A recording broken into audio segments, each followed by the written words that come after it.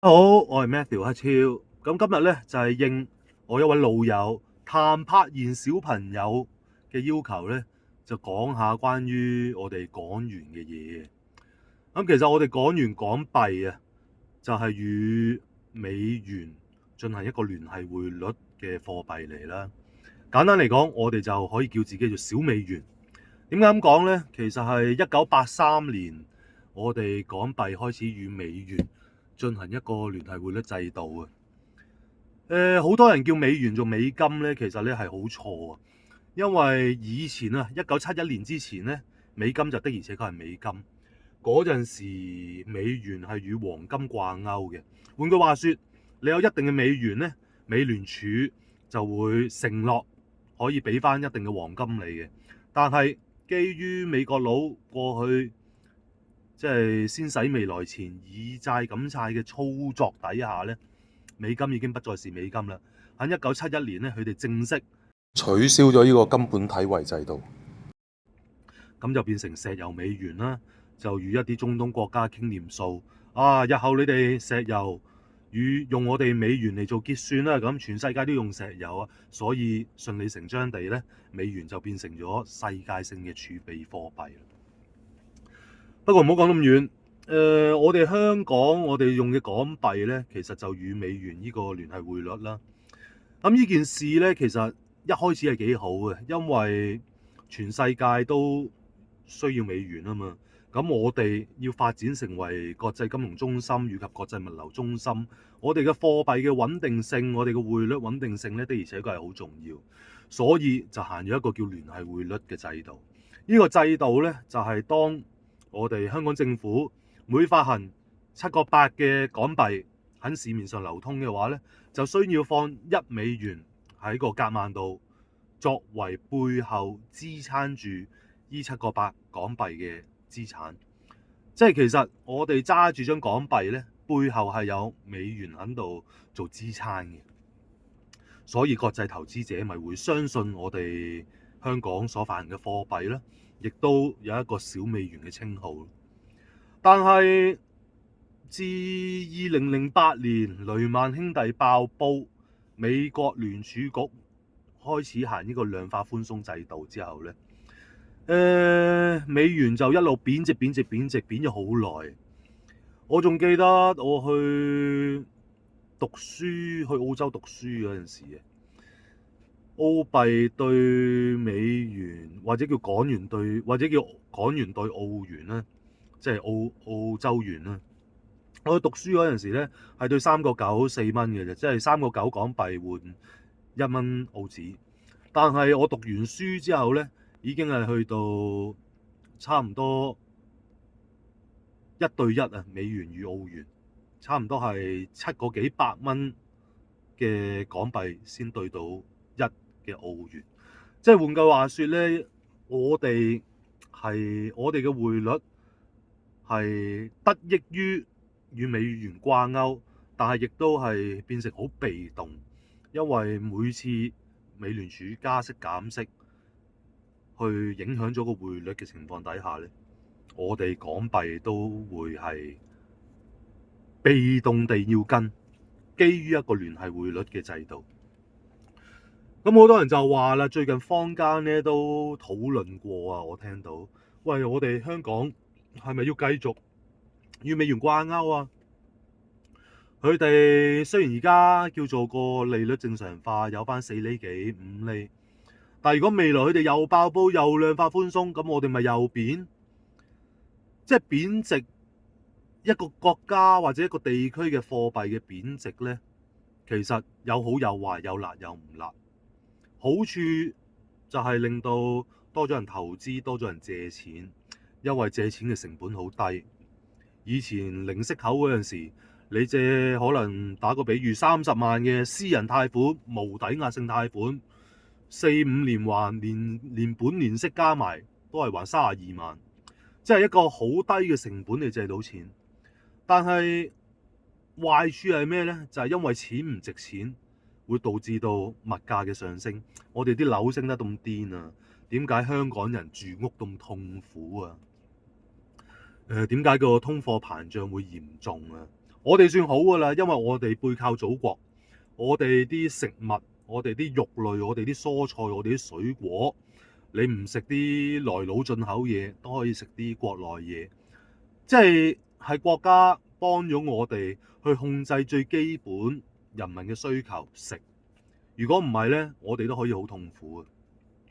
所以即係有辣有唔辣。咁當然我哋過去幾廿年能夠發展成呢個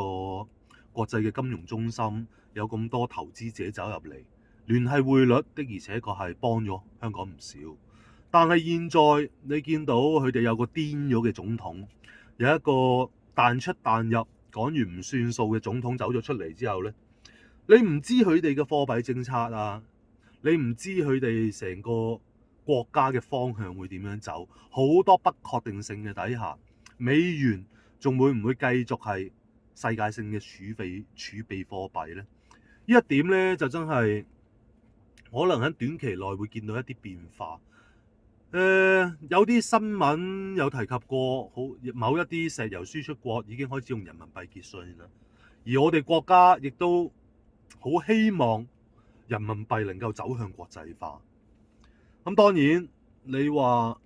要港元喺短時間內與美元脫鈎呢，的而且確係唔現實呢件事。但係長遠嚟講，能否加入一啲百分比，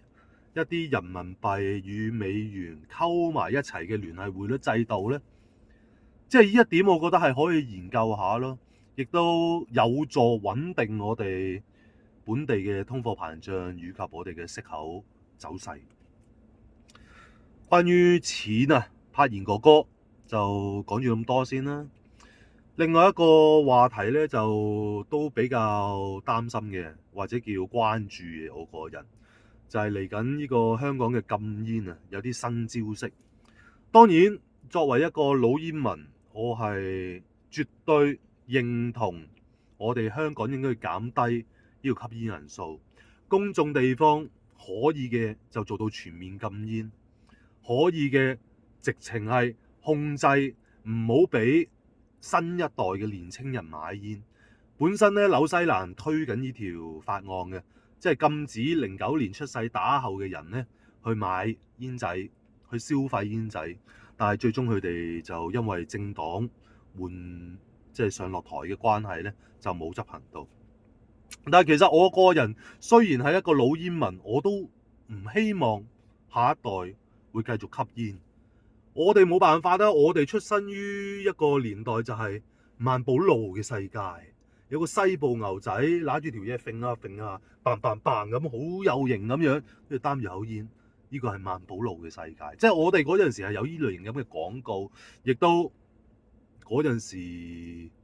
即係可能叫啲朋友啊同輩影響啦，就令到我成為咗一個煙民。雖然我係一個煙民，但係我當然唔希望下一代會繼續吸煙。不過你咁樣不停咁樣加啲煙草稅上去，咁要趕絕我哋係咪一條路呢？即係我哋食煙或者我哋有吸煙嘅習慣，係歷史遺留落嚟嘅錯誤，並唔係我哋自己一出世就我好想揾支煙食，唔係咁噶嘛。咁你可唔可以即係人哋有陣時，人哋日本仔真係做得好啊！即係好嘅嘢我哋要讚佢，衰嘅嘢我哋要鬧佢。日本仔我啱啱去完大阪旅行，早個零兩個月，人哋依然有好多人食煙，但係條街公眾地方真係冇人食噶，大家就屈埋喺一間可能百零尺嘅房仔入邊，每個地方都會有一間百零尺嘅房仔俾你入去做一個吸煙室。咁你咪自己食翻自己啲二手煙、三手煙咯，大家入邊逼埋咯，你想食咪食咯。你喺條街度又唔會話影響到其他人，喺公眾場所咧係完全地禁煙咁滯嘅啦，佢哋都。所以我覺得我哋係咪都可以效法下呢？現在我哋香港嘅經濟咁鬼差嘅情況底下，係咪仲要趕絕埋一啲煙民嘅旅客或者煙民嘅投資者呢？即係如果你係真係行到咁絕，係咪一件好事呢？